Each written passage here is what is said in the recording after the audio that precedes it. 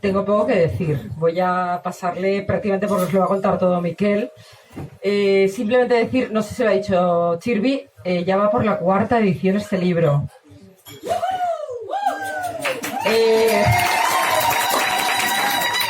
¿Qué aporta a la conquista del cuerpo equivocado respecto a trabajos anteriores, ¿no?, de Miquel?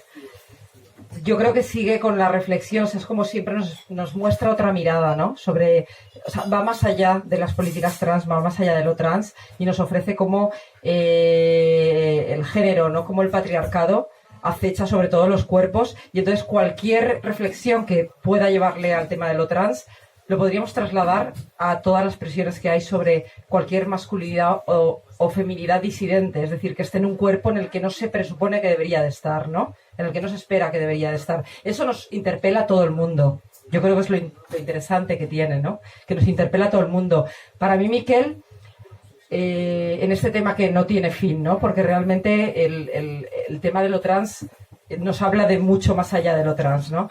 Pero en la trayectoria, ¿no?, de amistad, de activismo que tenemos, yo puedo rescatar muchísimas anécdotas y muchísimas reflexiones en el ámbito del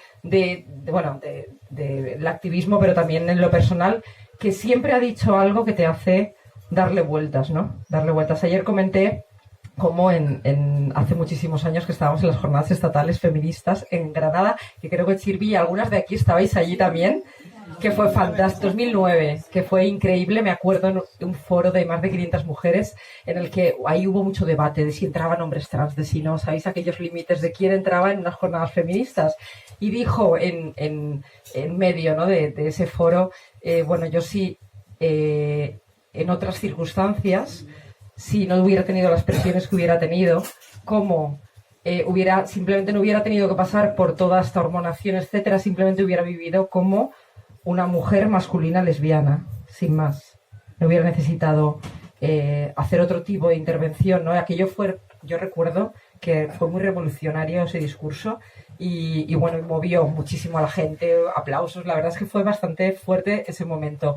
Luego hemos tenido reflexiones que a mí también me han llevado, ¿no?, a pensarme, y voy a contar una en concreto porque me parece que yo que doy clases, ¿no?, de sexualidad en institutos, sobre las presiones del cuerpo, me parece interesante hablar de estas cosas. Una cosa que me contó Miquel un día que a mí me parece muy relevante fue en una de sus consultas, ¿no?, habituales para revisar, a nivel endocrinológico, los niveles analíticas y tal, que iba su endocrinóloga. Miquel contaba que seguía teniendo la menstruación, que con los niveles de testosterona que tomaba era suficiente para tener una apariencia de hacer un passing, de sentirse cómodo, de no tener ningún tipo de violencia, ¿no?, y estar cómodo, pero y seguía teniendo la menstruación. Cuando llegó y le contó a la ginecóloga que seguía teniendo la menstruación y que se sentía bien y qué tal, pues la propia ginecóloga no entendía cómo un hombre trans podía sentirse bien teniendo la menstruación. O sea, que era como que no era suficientemente trans, suficientemente hombre, y cuestionaba su propia identidad como hombre por el hecho de que no le molestaba la menstruación.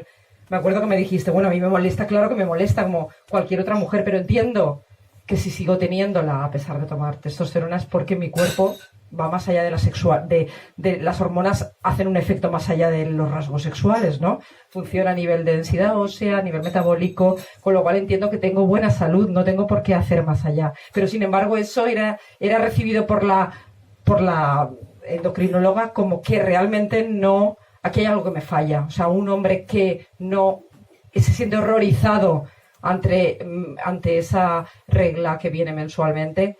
Son cuestiones que, los modelos de género directamente, ¿no? Y siempre nos están interpelando en lo corporal, a todas y a todos, ¿no? Todo el mundo se salta las normas. Y creo que es un ejemplo de cómo siempre has estado ahí, pues como yendo más allá, ¿no? Yendo más allá de la experiencia trans, interpelándonos a todo el mundo. El libro es fantástico, os animo a leerlo, pero ahora escuchar a Miquel es un placer y ya te dejo todo a ti.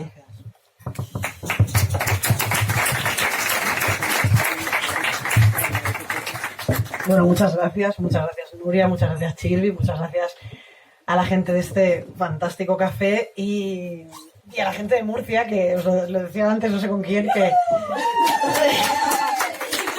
ahora que ya he hecho algunas presentaciones de este libro por la geografía española, puedo decir que la gente de Murcia estáis en el podio de la gente más amable de las presentaciones de los libros. No lo digo siempre, o sea que realmente es sincero. Y bueno, os tengo que pedir disculpas por un poco mi aspecto mapachil, pero llevo unos días con una conjuntivitis un poco delirante que me acompaña a las presentaciones de los libros. Entonces os veo relativo, ¿vale? Os veo, sé que estáis ahí, sé que Nuria está aquí y con esto, pues, en fin. Bueno, os explico un poco las presentaciones de los libros. Básicamente explico por qué lo he escrito y cuáles son las principales ideas fuerza. Me hago cargo que hay mucha gente que no lee libros y tampoco es justo que la gente se pierda el contenido de los libros porque no lee. Entonces esto es un tipo de presentación del libro que si luego te lo quieres leer está bien, pero ya te vas a ir con cosas a tu casa. Y bueno, pues yo soy bastante respetuoso con la gente que no lee.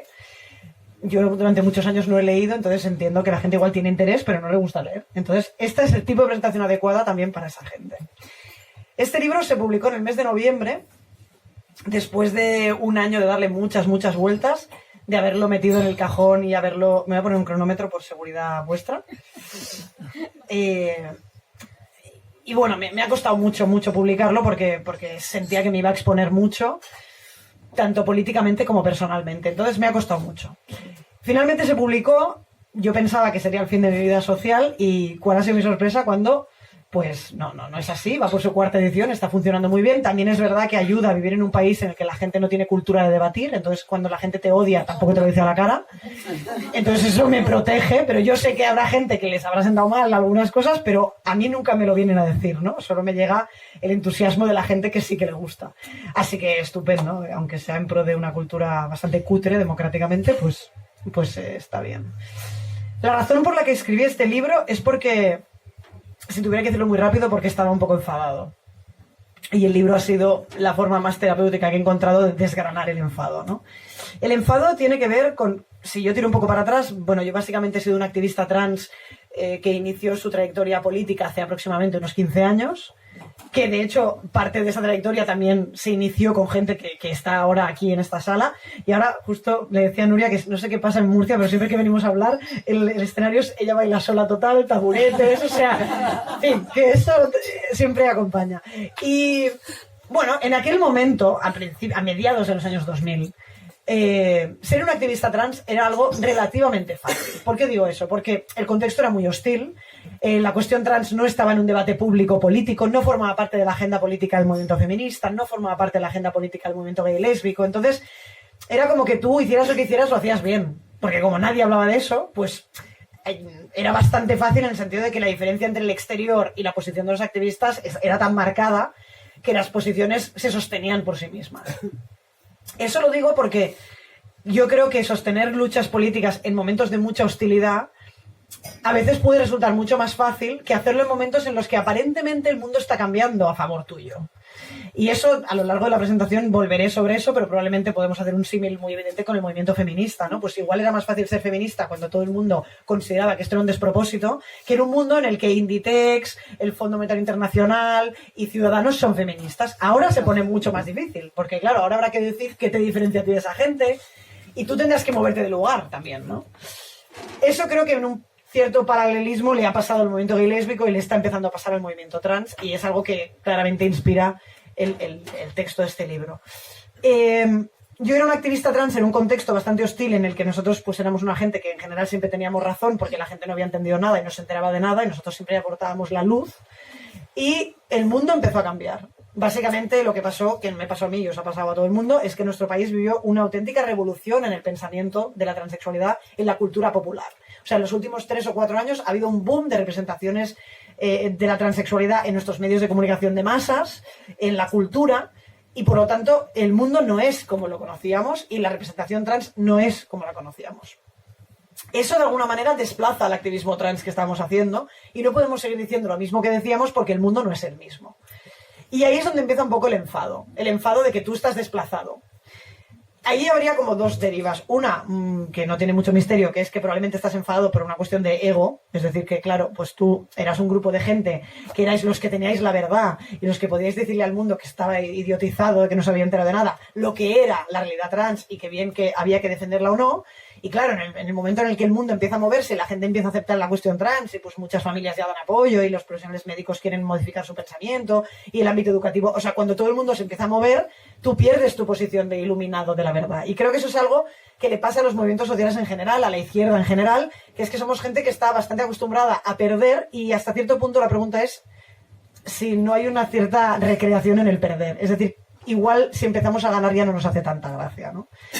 Y eso es algo que le pasa al movimiento trans, pero no solo. En mi caso, pues sí, claro, empiezas a ganar, o aparentemente empiezas a ganar, y eso también te desplaza a ti. Ya no puedes hablarle a la gente como si la gente fuera idiota, porque la gente ya no es tan idiota.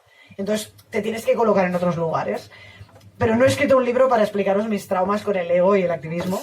Entonces, la segunda derivada sería que, más allá de que ha habido un desplazamiento muy grande, que más adelante podemos explicar qué actores son los que han desplazado según qué activismos, más allá de eso, yo creo que había razones para sospechar, había razones para pensar que esta ola de visibilidad trans a la que estamos asistiendo también tenía un poco gato encerrado. O sea, era una cosa muy positiva, pero había algo ahí, y a mí me pasaba muy frecuentemente, en los últimos años me ha pasado que mucha gente, hombre, Miquel, estarás contento, joder, cómo se habla de este tema, y mira esta película, y mira Transparent, y mira no sé cuántos, y qué bien, ¿no? Estarás contento, y yo nunca estaba contento, era como, joder, toda la cara de rancio típica, un poco como le dicen las feministas, estarás contenta con el 8 de marzo, no sé qué, y hay muchas que, a pesar de que es evidente que deberían estar contentas, están como, bueno, sí, pero claro, pero joder, pero vaya lío, ahora joder, vaya, o sea, que hay una cosa ambivalente, ¿no? Te alegras, pero te jode, y hay que ver por qué te jode. Y yo creo que, bueno, la idea de este libro ha sido intentar explicar por qué políticamente y no personalmente, por qué políticamente hay razones para seguir alimentando una mirada crítica respecto a los referentes que se nos proponen.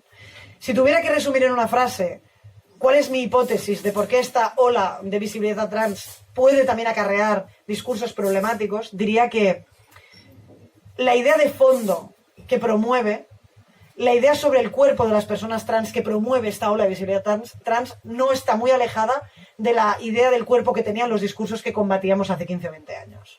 Es decir, que el envoltorio es mucho más amable, pero la pregunta es si la tesis de fondo, lo que se propone en relación a lo trans, es más transformador o no. Y yo ahí tengo muchas dudas. Entonces, bueno, esa es básicamente la propuesta de este libro, intentar explicar por qué hay cosas que me preocupan y de alguna manera la idea general tiene que ver con esa idea de conquistar el cuerpo, que no es solo una conquista personal de mi cuerpo. O sea, no es como yo, Miquel Misé, conquistando mi propio cuerpo, que también el libro me sirve para hacer ese ejercicio terapéutico, pero también hay una voluntad política de decir algo respecto al cuerpo colectivo de la gente trans o al cuerpo en nuestra cultura. Os voy a leer cómo empieza el libro para explicaros también cuál es la metáfora de partida. Estas son las primeras líneas del prólogo. Siento la extraña sensación de que me han robado el cuerpo. De hecho, siento que nos lo han arrebatado las personas trans en general. Es una sensación que tengo, no pretende ser una verdad, pero lo cierto es que es una sensación intensa y violenta que me ha llevado a escribir este libro. Me refiero a que se nos ha robado la posibilidad de vivir el cuerpo de otra forma, que se nos ha impuesto una interpretación única sobre algunas de sus partes. Me refiero a que para explicar nuestro malestar se nos ha dicho que no deberíamos haber nacido en este cuerpo, pero que podemos lograr el adecuado con tratamientos hormonales y algunas intervenciones quirúrgicas. He sentido muchas veces que me estaban desvalijando el cuerpo y desde hace un tiempo he sentido también que quería recuperarlo. Recuperar lo que pudiera de él si es que aún estaba a tiempo. Esta es la metáfora principal del libro, la idea del robo del cuerpo, que para alguna gente es un poco impopular. Hay alguna gente que me dice, pero hombre, ¿cómo va a ser que te han robado el cuerpo si a ti, si sois la gente trans, la primera que pedís la modificación corporal? No ha venido nadie a robaros el cuerpo, no viene nadie con una pistola, os la pone en la cabeza, oiga, usted, hormones yo por ese, no viene nadie. Y eso es lo que hace de este robo un robo muy difícil de denunciar. Porque es verdad, no solo no ha venido nadie, sino que el movimiento trans lleva 20 años diciendo que su primer tema de la lucha política es que nos podamos operar por la pública. Entonces, claro, decir que nos están robando el cuerpo es muy problemático. A pesar de todo, yo creo que hay que poder desvelar por qué hay un robo y dónde hay un robo. Para mí el robo está en que la gente trans efectivamente reivindicamos operarnos en muchas circunstancias o reivindicamos la modificación corporal. Pero la pregunta es, ¿esas ideas de dónde las hemos sacado? ¿Se nos han ocurrido a nosotros y a nosotras porque sí, porque somos esta gente rara? ¿O tiene alguna responsabilidad colectiva el mundo en el que vivimos? Pues yo creo que el mundo en el que vivimos es un mundo que nos ha llevado a la conclusión de que lo mejor que podemos hacer cuando somos personas trans y queremos ser felices es abandonar el cuerpo con el que hemos nacido. Y ahí es donde está el robo. Pero claro, es un robo muy perfecto porque probablemente el principal ladrón de mi cuerpo soy yo mismo. Entonces es que es muy difícil apuntar, porque claro, pues me tengo que enfadar conmigo mismo para empezar. Yo he llegado a la conclusión de que vale la pena. Vale la pena decir, sí, yo probablemente he participado de este robo, pero eso no quita que no pueda señalar a otros también. O sea, la responsabilidad que yo tengo en albergar estas ideas es relativa. Las he aprendido de algún sitio. Y ese sitio del que las he aprendido merece la pena ser señalado políticamente. Lo creo, ¿no? Esta idea del robo del cuerpo, y que de alguna manera la propuesta del libro es que creo que esta nueva ola de visibilidad trans sigue robándonos un poco nuestro cuerpo. No es esa propuesta transformadora que creo que nos otorga más empoderamiento o autoestima corporal que la que nos quita. En esa tesitura creo que vale la pena formular una crítica política que nos sirva para organizarnos mejor, para pensar mejor nuestras luchas políticas, y creo que puede inspirar también a otras a pensarse desde otros lugares. El libro tiene 3 grandes ideas. La primera es el primer apartado, que se llama El origen del malestar. Tiene que ver con que creo que parte del problema es que tendríamos que, desde el activismo trans, tener una mayor capacidad para disputar el relato sobre cuál es el origen de nuestro malestar. Es decir, las políticas y las luchas sociales, las políticas públicas, etcétera, etcétera, en general hacen propuestas en base a los problemas que definen. Es decir, hay una situación de desigualdad social, definimos esa situación, definimos el problema, y en base a cómo definimos el problema, desarrollamos unas políticas u otras. En relación a la transexualidad, el problema históricamente siempre se ha definido de una manera. La gente trans siente un malestar. ¿Por qué siente un malestar? Se define el problema de por qué lo siente, y en base a esa definición se hacen políticas. Históricamente la definición del problema ha sido bastante básica. Históricamente, quiero decir realmente de los años 50, el problema que tenemos la gente trans es que tenemos la mala pata de vivir en cuerpos que no ordenan de forma concordante el cuerpo y la identidad. A diferencia de la mayoría de la población, que concuerda perfectamente, nosotros somos una gente que tiene alguna disonancia. Y en este imaginario, tener un cuerpo que no está, digamos, ordenado con una determinada identidad, genera problemas de salud mental, genera desajustes en la gente, genera sufrimiento. Históricamente, cuando se producían estas situaciones, es decir, cuando había cuerpo e identidad que no concordaban, o incluso cuerpo y deseo, lo que se hacía y lo que se empezó a hacer a principio de estos tratamientos era intentar cambiar la mente para asimilarla al cuerpo. O sea, lo que sería la terapia conductista, reparativa, más después el electroshock, luego la lobotomía. O sea, terapias que decían, bueno, aquí hay un desorden, hay que ordenarlo, porque si no la gente no está bien. O sea, la gente no sufre, que probablemente el sufrimiento existía, ¿eh? Lo que varía es cómo explicamos el sufrimiento. Pero, en cualquier caso, había que reajustar. Este reajuste, por suerte, se demostró que no reajustaba, sino que le freía el cerebro a la gente, que amputaba, digamos, su deseo o su existencia. Entonces no es que la restauraras, es que te la cargabas. Entonces se abandonó la hipótesis de forzar la mente al cuerpo y se empezó a desarrollar toda la tecnología para forzar el cuerpo a la mente, que sería el mismo estadio en el que estamos ahora. O sea, hay un desorden, ¿y cómo se ordena ese desorden? Adaptando el cuerpo de esa gente a el sentimiento que tiene. En el caso mío, por ejemplo, pues adaptar un cuerpo hembra a ese sentimiento hombre, que sería convertir mi cuerpo en un cuerpo de macho, podríamos decir, de sexo biológico macho. Esto es una hipótesis que ha funcionado y que sigue funcionando y que sigue alimentando parte del activismo trans, que sería, básicamente nosotros hemos tenido este problema de desajuste y lo único que le pedimos al mundo es que nos permita reajustarnos. Y ya está, o sea, tampoco estamos pidiendo nada extraordinario, sino que simplemente decimos, bueno, nuestro malestar tiene que ver con este desorden, se resuelve ordenando. Es decir, nuestro malestar se resuelve en nuestro cuerpo. Ese es el paradigma principal. Históricamente, este paradigma estaba muy rodeado de un discurso muy patologizador. O sea, la gente que sostenía estas ideas eran generalmente profesionales de la salud o de la psiquiatría que decían que nosotros teníamos un problema de salud mental que se resolvía ordenando de nuevo estos dos elementos. Ahora estaríamos en un estadio más complejo. Y es que los propios discursos biomédicos están haciendo un cambio, abandonando el modelo patologizador, pero siguen diciendo lo mismo. Es decir, abandonan la idea de que tenemos un problema de salud mental, pero continúan alimentando la idea de que nosotros tenemos un problema, un poco una suerte de problema innato. Tenemos algo que ahora ya no se llama patología, sino que se llama diversidad. Es una gente que tiene esta diversidad, pero la solución de la diversidad sigue siendo la misma. Patologizador, pero creo que hay que ser mucho más críticos. Aparte de que la gente te diga que está en contra de la patologización, tienes que leer lo que propone. Y muchas veces hay gente que propone que esto no es una enfermedad mental, pero sigue proponiendo que para restablecer el orden, uno tiene que concordar cuerpo e identidad. Por eso, cuidado, porque ahora ya estamos en la era de que ya nadie piensa que esto es una enfermedad mental. Pero en cambio, el modelo que se propone sigue siendo el mismo.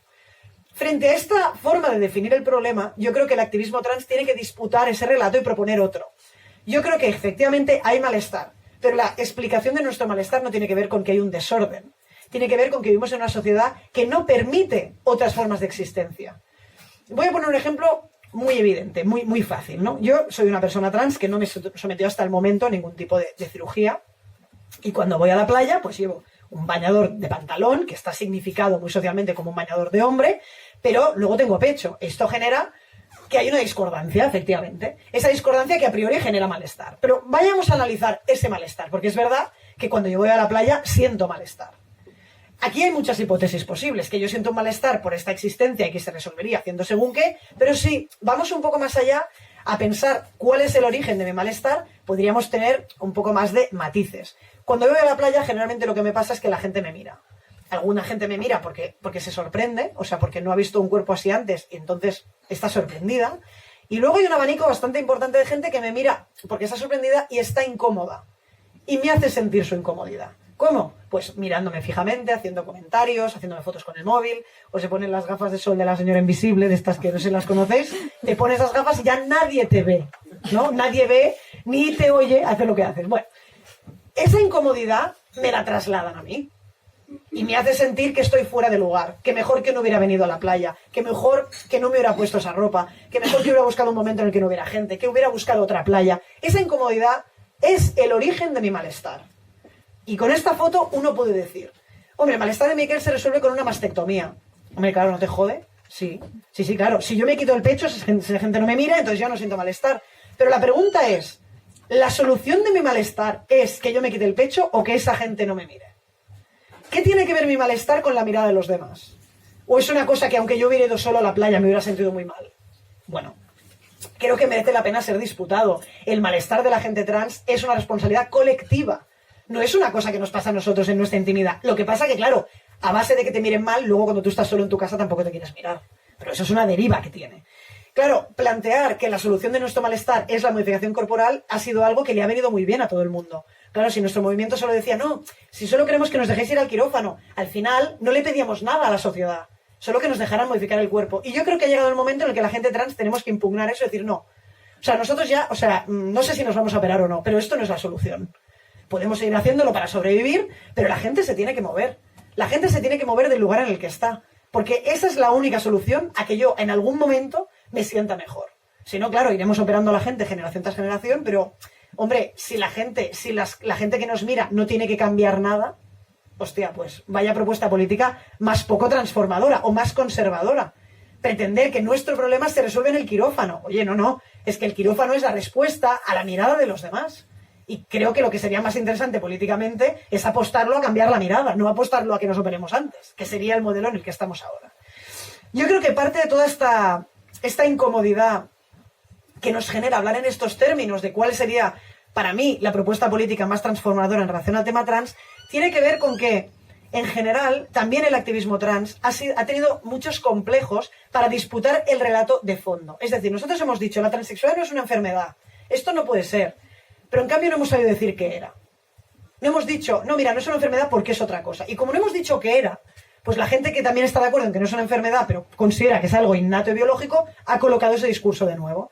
Y yo creo que tendríamos que tener la capacidad de disputar eso y decir exactamente lo que pensamos sobre eso. Porque muchas veces la gente, cuando llegamos a este nivel de discusión, ya se colapsa y dice, pero entonces, ¿qué quieres decir? Que no se nace transexual, que no es biológico. Y entonces el activismo trans un poco se acompleja y dice, bueno, a ver, joder, pues sí. Lo que estoy queriendo decir es que no es biológico, que no se nace transexual, que no es innato y por contra que la transexualidad tiene que ver con estructuras sociales, culturales y que tiene que ver con el imaginario colectivo. Eso es el punto en el que creo que hemos llegado con mucha timidez y creo que hay que decirlo. Y dentro de todo el colmo de la timidez, podríamos decir cómo el feminismo también ha tenido mucha dificultad para pensar políticamente lo trans saliendo de la lógica biologicista. A mí me sorprende mucho cómo, incluso en pleno auge del transfeminismo, nos ha costado mucho trasladar. O sea, si el feminismo dice esto sobre el género, ¿qué diría el feminismo sobre la transexualidad? Bueno, pues esta variable, esta X, no la conseguimos rellenar nunca. Por una serie de razones, que algunas se me ocurre por qué, pero hay una enorme dificultad. O sea, si yo pienso que nadie nace hombre o mujer, que eso no se nace, que no está en el cerebro, que tiene que ver con aprendizajes culturales, que se forjan luego en la infancia, en la subjetividad, en el inconsciente, pero que no es una cosa innata, que eso lo piensa, espero, gran parte del feminismo.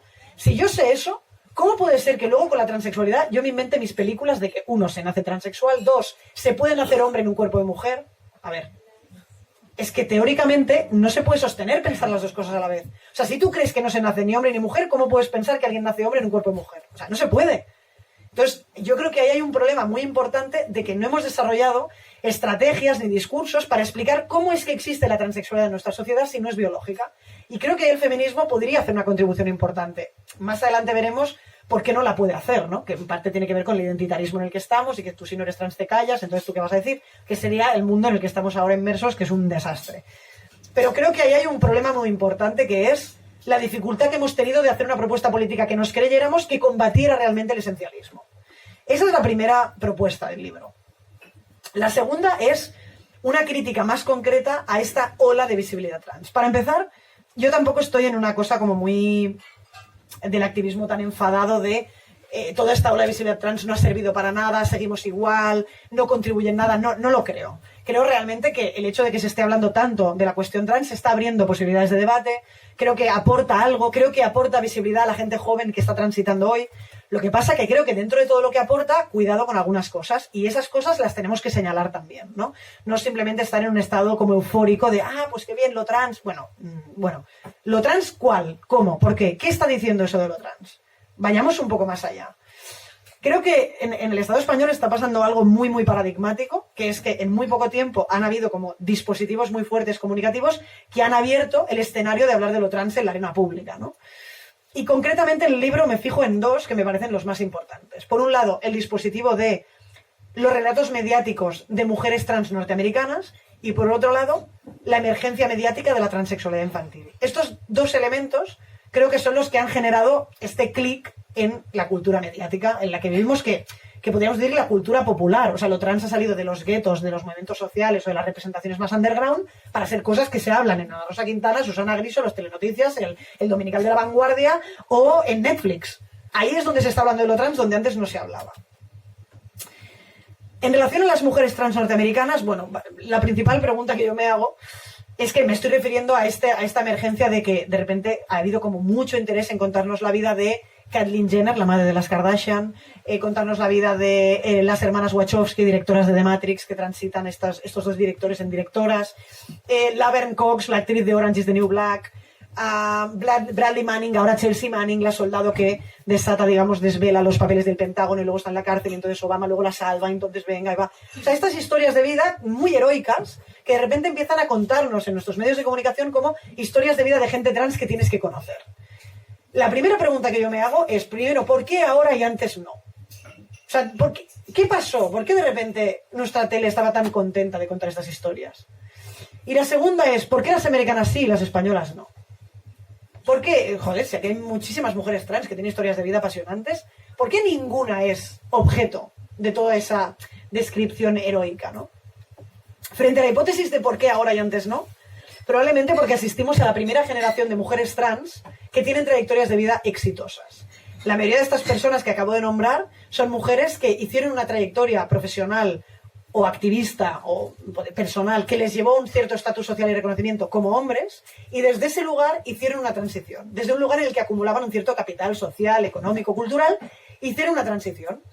Claro, eso las coloca en un lugar muy distinto de las anteriores, básicamente por cuestiones de clase.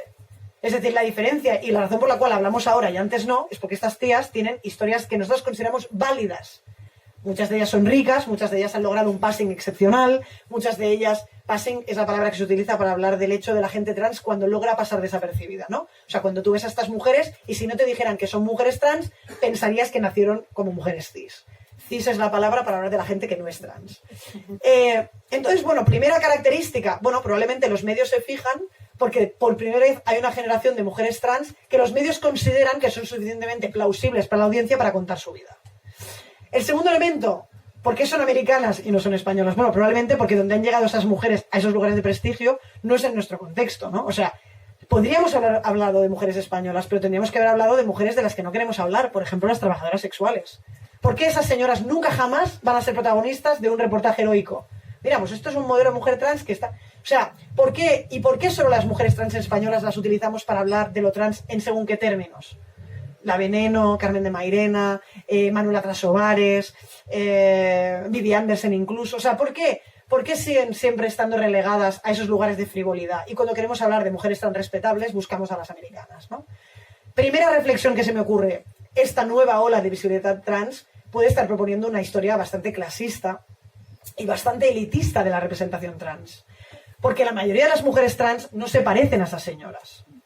Entonces sí, claro, tú puedes presentar esto a la audiencia como diciendo, no, mira, acepta a esta gente porque mira qué gente más guay y todo lo que consigue. Pero claro, esto lo que genera en la audiencia no es aceptación de la transexualidad, es aceptación de algunas formas en concreto. Porque luego cuando venga la mujer trans que mide 2 metros, que tiene la voz grave y que no tiene esas habilidades para hablar en público, ¿qué hará la audiencia?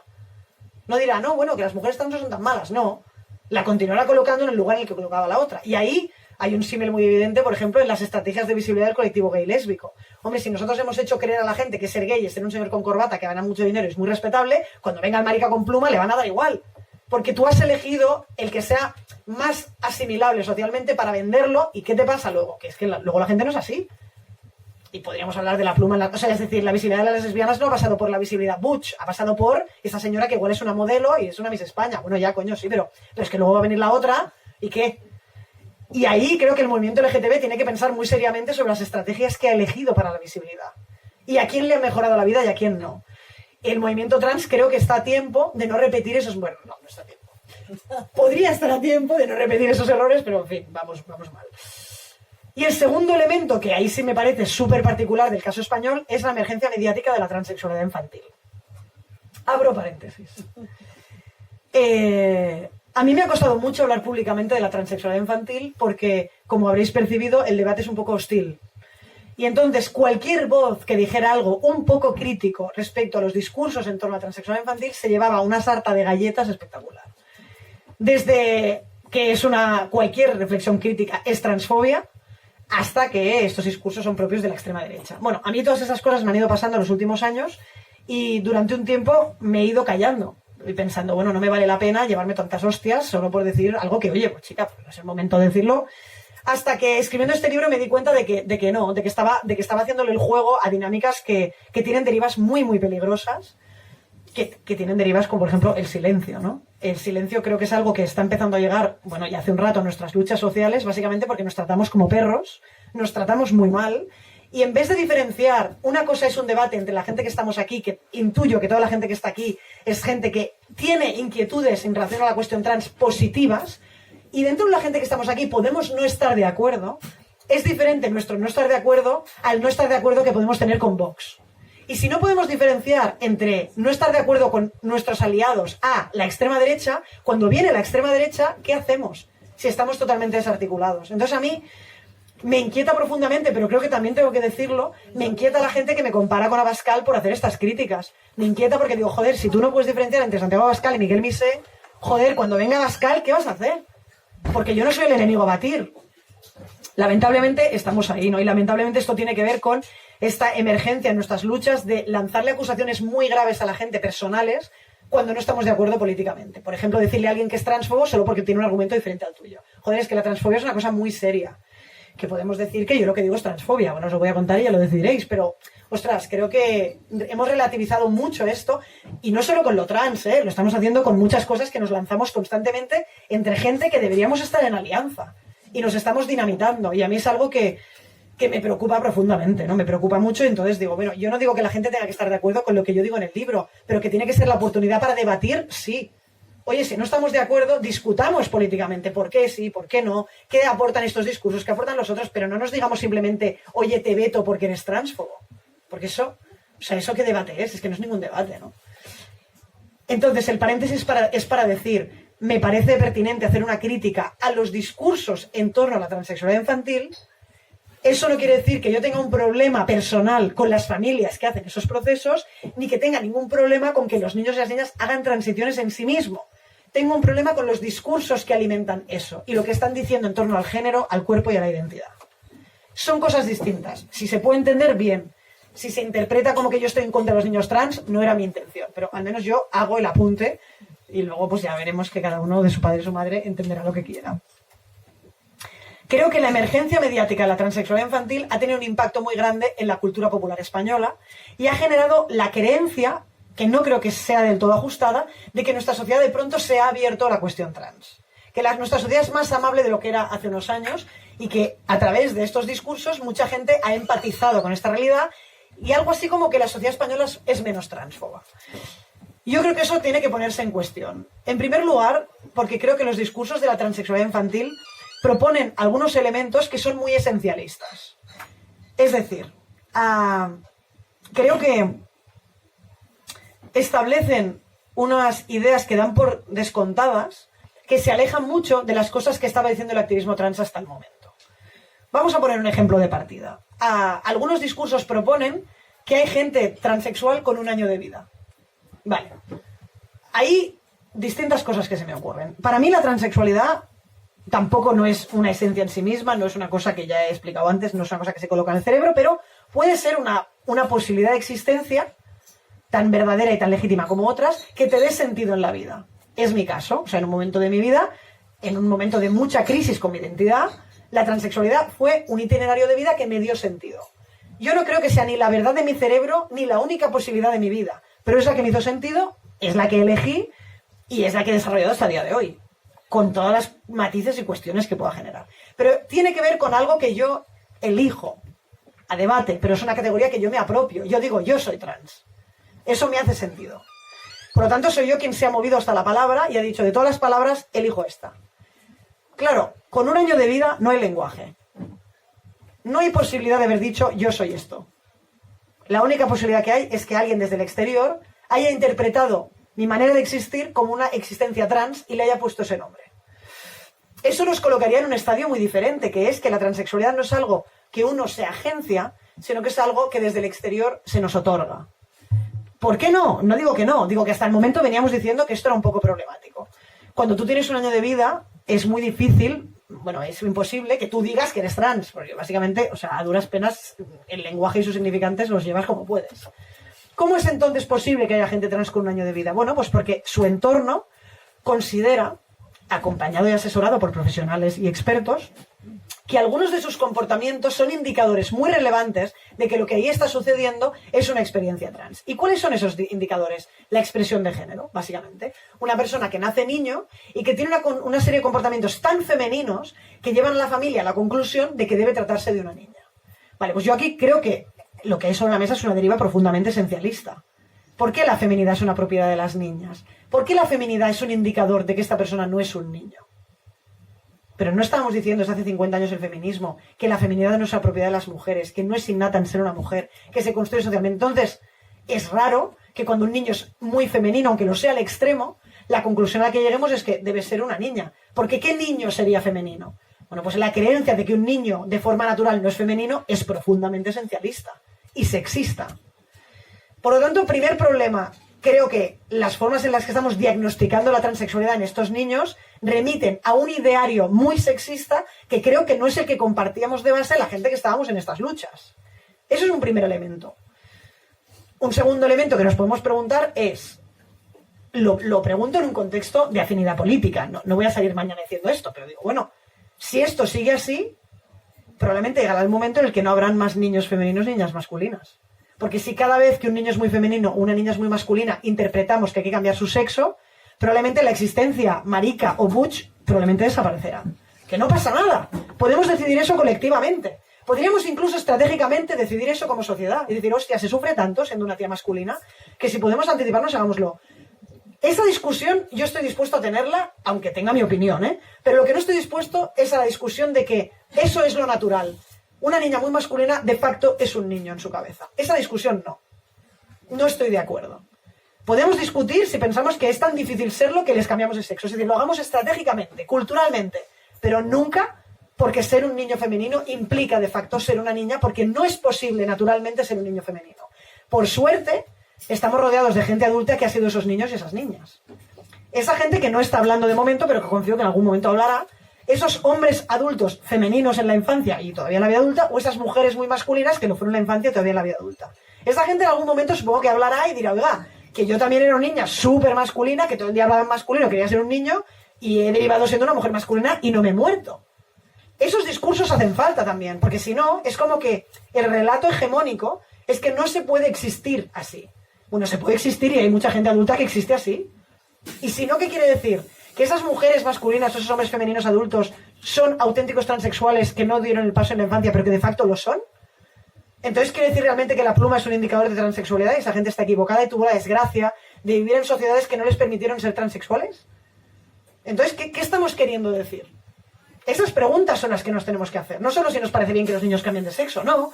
Eso es otro debate. El debate es ¿qué idea de fondo promueve eso? En algún punto la tenemos que tener. Con el ruido de que somos transfobos solo por pensar en estos términos, pero tenemos que tener esos debates. Habría otra deriva que sería, bueno, oye, perdona, pero tú estás hablando de los que no hablan, pero hay niños que hablan, hay niños que con 3 años dicen, yo soy trans, ¿y esto qué? Vale, vayamos entonces a eso. Los niños y las niñas que con 3 o 4 años dicen que son trans. Primer elemento. Es curioso porque estos niños lo han empezado a decir ahora, pero hace 10 años no había niños que decían que eran trans. No lo decían. Hoy, en cambio, en la ciudad de la que yo vengo, en Barcelona, en todas las escuelas hay niños trans. Entonces, aquí, 2 cosas. Ha habido una mutación del gen. Entonces, pues ha habido, la especie humana ha mutado en España. En España, porque en los países de al lado no está pasando, ¿eh? O sea, en Portugal, en Italia, en Francia, en la mayoría de escuelas no hay tantos niños trans. Hay muy pocos si es que los hay. En España, todo el rato. Coño, qué raro. ¿Eso tiene que ver con qué? Probablemente con que la palabra menor trans ha aparecido en el imaginario colectivo. Esta palabra se ha repetido mucho en las escuelas y los niños la han aprendido, las familias la han aprendido y se ha convertido en un lugar de existencia posible. Legítimo. ¿Eso quiere decir que hasta ahora los niños trans existían y no los sabíamos ver? ¿Y esto era una realidad natural que no estábamos interpretando? ¿O que la realidad existe en tanto que existe la palabra y antes no podía existir? Es decir, ¿Juana de Arco era transexual? No, Juana de Arco vivía en un momento histórico en el que la transexualidad no existía. Así que no puede ser transexual Juana de Arco. No puede ser. Puede ser una mujer muy masculina que adoptó un itinerario de vida X, pero la transexualidad es una palabra de los años 50 que quiere decir una cosa muy concreta. Tú no te puedes llevar esa palabra y meterla en la edad media a lo bruto a cascoporro. Pues sería lo mismo con la infancia. Es que antes ese itinerario de vida no era posible. No era posible pensarlo, por lo tanto la gente vivía otros. Peores, no. Los que podía vivir en ese momento histórico. Por tanto, una esencia natural no es. Por otro lado, a mí me sorprende mucho cómo la gente interpreta los deseos de estos niños en una clave tan adulta. Porque yo creo que la transición, o hacer una transición de género, es una decisión muy difícil de tomar. Muy difícil. Tan difícil que hay mucha gente adulta que tarda años en tomarla. Y que se lo piensa mucho. ¿Por qué se lo piensa? Porque hay costes sociales. Se lo piensa porque tiene relaciones sociales que estarán en juego, porque perderá su puesto de trabajo, porque tiene hijos o padres muy tiempo en decidir eso. Es raro que, a la vez que entendemos que es una decisión tan compleja, nos parezca evidente que una persona de 3 años la puede tomar sin más. Hombre, pues joder, yo creo que con 3 años la concepción de los costes que tiene hacer una transición de género no son los que tienes cuando tienes una capacidad más madura de pensar tu vida. No tienes toda la información que necesitas para tomar una decisión que te va a cambiar la vida para siempre. Ahí hay una laguna que yo digo, bueno, no sé, sí, ¿se puede ser trans con 3 años? Bueno, igual se puede, pero en todo caso es una forma de transitar muy distinta a la que estábamos hablando hasta ahora. Muy distinta. En general, los niños dicen muchas cosas. Los niños dicen que no quieren comer más, que ya no van a comer, o que solo van a comer helados, o que no se van a duchar nunca más se van a lavar los dientes, que nunca van a querer volver al cole porque el cole es un infierno, que ellos pueden volar, pero no te lo van a enseñar, pero pueden volar por las noches, que debajo de su cama hay una gente con la que ellos hablan, que tienen un amigo imaginario. O sea, los niños dicen muchas cosas y los adultos en general las colocamos en un lugar concreto, que es el imaginario de la infancia. Ni más ni menos, pero es un imaginario concreto. Hacemos eso excepto cuando dicen, no, es que yo soy una niña.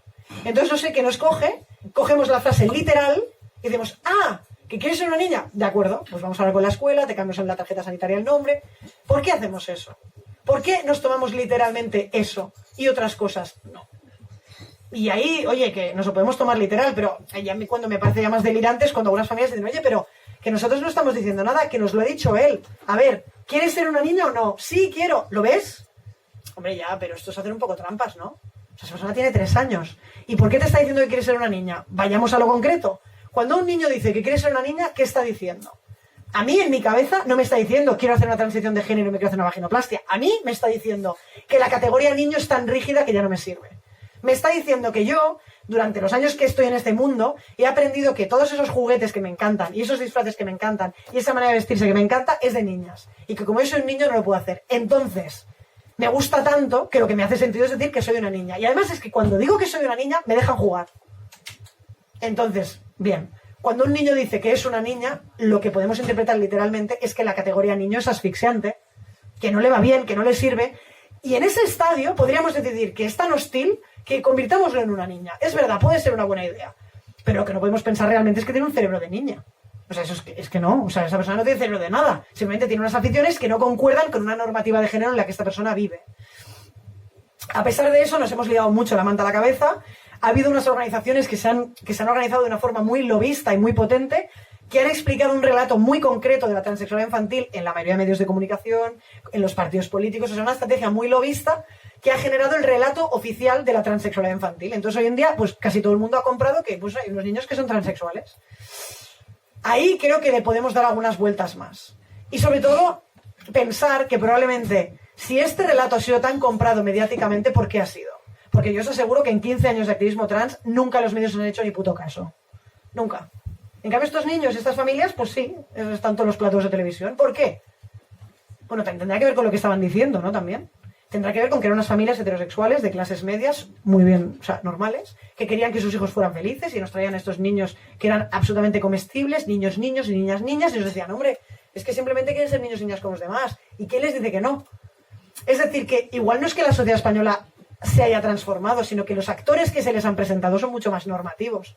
Ese mismo público que compra efusivamente el niño trans, cuando venga una mujer trans de 25 años que mide 2 metros y la voz grave, ¿la van a comprar? No, no la van a comprar ni estas familias. ¿Por qué? Porque el relato principal de estas familias tiene que ver con anticiparnos lo máximo posible a cambiar estos cuerpos antes de que hagan un cambio y luego de mayores parezcan trans. Y lo dicen literal. A ver si podríamos empezar antes, porque así, cuando crezcan, ya no serán parecidos a... ¿Y qué está diciendo eso de la gente trans? Pues está diciendo que lo peor que puedes parecer cuando seas mayor es trans. Bueno, pues como argumento político contra la transfobia es pobre, creo, ¿no? Finalmente, el libro tiene también una propuesta, que es la tercera parte. No solo soy un hater, sino que también digo, oye, pues tú qué propones, ¿no? Bueno, yo propongo que tenemos que empezar a hablar del cuerpo de la gente trans de otra manera, y creo que tenemos que empezar a proponer una ética corporal trans crítica. Ahora mismo es difícil hacer este ejercicio. ¿Por qué? Porque esta ola de visibilidad trans es una ola que está haciendo una promesa a la gente trans muy, muy dulce. Es una ola de referentes que es gente que ha logrado pasar desapercibida y está lleno de influencers, instagramers, youtubers que solo nos cuentan su enorme capacidad para transformar su cuerpo y lo invisibles que son y lo guapos y lo buenos que están. Eso se ha convertido en un relato visual para mucha gente que hace transiciones de género y que lo que ve es como, hostia, hay una vida posible, no desgraciada, detrás, a la vuelta de la esquina, si yo hago todo eso. Y claro, es muy difícil y la gente dice, joder, pero el cambio corporal habría que ponerlo en cuestión, porque el cambio corporal aparentemente está dando mucha felicidad a mucha gente. A pesar de eso, creo que todos esos discursos que están tan centrados en hablar del passing, de la invisibilidad y presentar trayectorias exitosas de gente que no parece trans, al final estamos un poco escupiendo hacia el cielo, ¿no? Porque sí, la trayectoria exitosa le llegará a la gente que es invisible, pero ¿qué hacemos con toda la gente trans que nunca jamás va a ser invisible? ¿La matamos a esta gente? O sea, ¿qué hacemos? Porque va a haber siempre gente trans que se le va a notar que es trans. Va a haber gente trans que tiene pluma, siempre. ¿Y qué hacemos? ¿Esta gente se va a beneficiar de esta ola de euforia? Pues creo que no. Entonces, lo más democrático y justo es hacer una propuesta política que beneficie a todo el mundo, no solo a la gente que estará buena al final, que es en lo que estamos ahora, ¿no? En potenciar a gente trans que está muy buena, que nadie diría que es trans, y estos calendarios de los 12 hombres que son trans que nunca habrías dicho que nacieron mujeres. ¿Esto es empoderador? No, esto es una trampa mortal, porque entonces todos los tíos trans estamos como, ojalá intentando llegar al hombre que no podemos ser. O sea, la gente trans se tiene que mirar el espejo trans, no el espejo cis. Y el espejo trans es distinto, son cuerpos distintos, que tienen experiencias distintas, que están muy bien. Y creo que estamos en una deriva muy distinta. Para mí, una de las claves es hablar precisamente de una ética corporal trans crítica, que pasa por que el activismo trans empieza a decir, oye, pero ¿y si no quisiéramos seguir modificando nuestros cuerpos? O sea, ¿y si quisiéramos que la gente nos deseara como somos? ¿Y si no estamos dispuestos a seguir alimentando... no, y entonces ahora trasplante de útero, y entonces ahora trasplante de pene, entonces ahora obsesivamente todo el día celebrando cada vez que trasplante se pueden hacer? ¿Nos hace más felices eso? ¿La gente trans es más feliz hoy que hace 20 años, que hay una técnica quirúrgica más avanzada? Pues tengo dudas. Tengo dudas, no lo sé. Y para mí, lo que es más interesante políticamente no es tanto apostar al cambio corporal, que al final el cambio corporal va a ser para poca gente, sino juntarnos con la gente que tiene otros malestares. O sea, dejar de pensar en nuestra movida trans como esa cosa que nos ha pasado a nosotros tan especial y rebajarnos a hablar con otra gente. ¿Qué sería rebajarnos? Pues, por ejemplo, la transexualidad se ha caracterizado mucho por presentarse como una experiencia corporal problemática muy especial, muy excepcional, diferente a la de los demás. Históricamente se ha dicho mucho lo de, oye, que lo nuestro no es cirugía estética, ¿eh? O sea, cirugía estética es esto que les pasa a estas tías que están obsesivas por ponerse una talla más. Lo nuestro es una cosa importante. Es innato. Si no me hago esto, me muero. Yo me merezco esto por la pública. Y es importante. No como la cirugía estética. Entonces, claro, hemos ido alimentando una movida bastante chunga de distanciarnos del malestar de los demás. Nuestro malestar es especial y merece la pena ser restaurado. Oye, el de la gente gorda, pues que coma menos. ¿Qué quieres que te diga yo? No es otra cosa. Lo mío es realmente importante. Bueno, eso no nos ha ayudado. Básicamente porque, claro, para tener este discurso de que lo mío es importante, nos hemos tenido que beneficiar un poco del rollo del cuerpo equivocado, que nos ha venido muy bien. El cuerpo equivocado es una idea loca, que no sé cómo hemos aceptado socialmente, que es que se puede ser una persona naciendo en el cuerpo de otra. A ver, es que esto es imposible. Pero nosotros nos hemos hartado de decir eso porque eso nos daba beneficios. O sea, a base de decir eso nos han ido dando derechos. Es una idea loca. ¿Cómo sé que es una idea loca? Pues mira, la voy a poner con otros ejemplos y veréis que es loca. Yo soy una persona blanca, atrapada en el cuerpo de una persona negra y le exijo al sistema sanitario público que me haga un blanqueamiento de piel porque tengo una identidad blanca. Yo soy una persona delgada, atrapada en el cuerpo de una persona gorda y le exijo al sistema sanitario público que me haga una liposucción o que me haga un tratamiento para restaurarme mi auténtica identidad. Esas ideas nos parecerían locas. En cambio, con la transexualidad, pues sí, no. Existe hoy en día en nuestros hospitales tratamientos por la pública que nos cambian el cuerpo de hombre a mujer y mujer a hombre.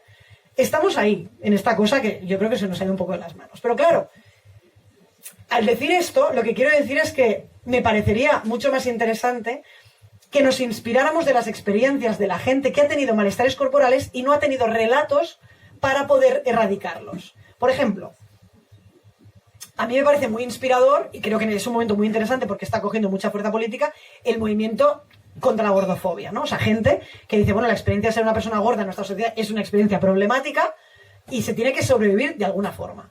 La gente trans, frente a eso, creo que tenemos que aprender muchas cosas, porque cuando tú eres gordo en nuestra sociedad, no tienes relatos que te salven, que te exculpen. Eres gordo porque comes como una lima y eres una vaca que estás todo el día en el sofá. No te exculpa, te otorga mucha agencia. Es decir, que depende de ti no ser una persona gorda. En cambio, cuando eres una persona trans, nada depende de ti. No es tu culpa. No te lo mereces. Eres una pobre persona que le ha pasado esto en la vida. ¿Y qué podemos aprender de la gente que es gorda o se siente gorda? Pues esa gente, a pesar de eso, tiene que vivir en esos cuerpos. Y los tiene que habitar. Entonces los vive. Entonces tú vas a la playa y te encuentras a gente gorda. ¿Te encuentras a gente trans no operada en la playa? No. La gente trans, si no se opera, no vamos a la playa. No vamos porque es muy violento. No tenemos la capacidad de empoderarnos para ir a la playa y decir, oye, peña, este es mi cuerpo, hasta aquí hemos llegado. Todo lo que hemos ganado con tener la posibilidad de operarnos, lo hemos perdido en nuestra capacidad de empoderarnos en este cuerpo. A mí me pasa cuando voy a la playa que veo mucha gente que pienso, pero qué valor esta gente de venir así a la playa. Si yo no me atrevería a venir así. Y a mí me inspira que haya gente con cuerpos diversos que los muestre públicamente. Creo que la gente trans tendríamos que, en vez de despreciar esas experiencias corporales, inspirarnos de ellas, aliarnos con ellas y colocar nuestro malestar al mismo nivel. Nuestro malestar no es peor que la persona que tiene una cicatriz en medio de la cara. No es peor que la gente que pesa lo que no tiene que pesar. No es peor que la gente que tiene manchas en la piel. No es peor. Es otro malestar. Y tendríamos que poder organizarnos colectivamente con la gente que tenemos estas formas de malestar, pero no para cambiar nuestro cuerpo, sino para cambiar el mundo. Esa es una de las propuestas políticas que propone el libro, que tiene una derivada menos amable, que es, y con esto acabo, ¿por qué es tan difícil ahora aliarnos entre gente distinta? Pues porque en los últimos años nuestros movimientos han cogido unas derivas profundamente identitarias que se nos ha ido la olla. Entonces ahora, si tú quieres hablar del tema trans, tiene que ser trans la gente. Porque si no, ¿tú qué haces hablando de lo trans desde tu privilegio cis? O sea, se nos ha ido tan de las manos que en un debate que sería súper plural y rico, si pudiera hablar todo el mundo, yo no necesito que la gente sea trans para hablar de lo trans. Yo vengo aquí a explicar estas ideas y espero que sean discutidas colectivamente, todo el mundo con la misma posibilidad de hablar. Yo no tengo más derecho a hablar de esto que los demás. Yo tengo una experiencia significativa que hace que tenga una mirada concreta sobre el tema trans. Pero no quiere decir que la mirada de la gente trans sea mejor sobre el tema trans. Bueno, más faltaría, porque como solo valía la gente trans, yo me pego un tiro. O sea, con la mayoría de la gente trans no estoy de acuerdo. Entonces, como solo puede hablar la gente trans de lo trans, pues yo me voy. O sea, apaga y vámonos. Yo las experiencias de enorme riqueza que he vivido en la lucha trans han sido cuando eran diversas y mixtas. Toda mi vida he militado en colectivos trans con gente que no lo era y nunca ha sido un problema. Pero ahora es un problema. Ahora si no eres trans te callas. ¿De dónde ha aprendido el identitarismo el movimiento trans? Que ahora ya va a ser menos amable. Porque esto no solo le pasa al movimiento trans.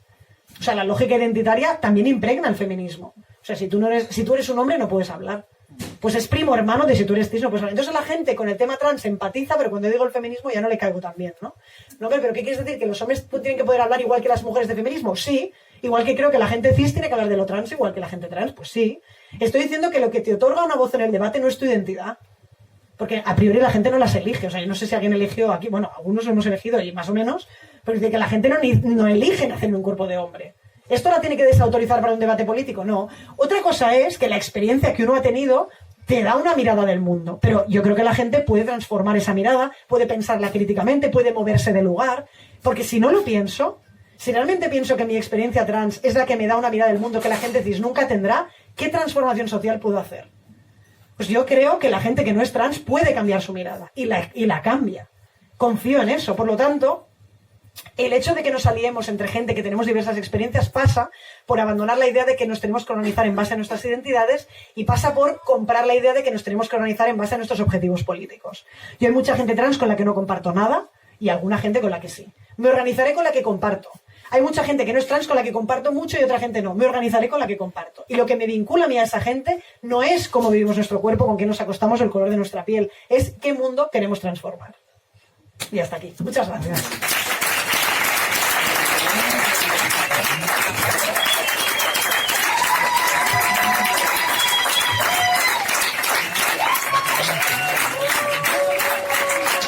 Thank you.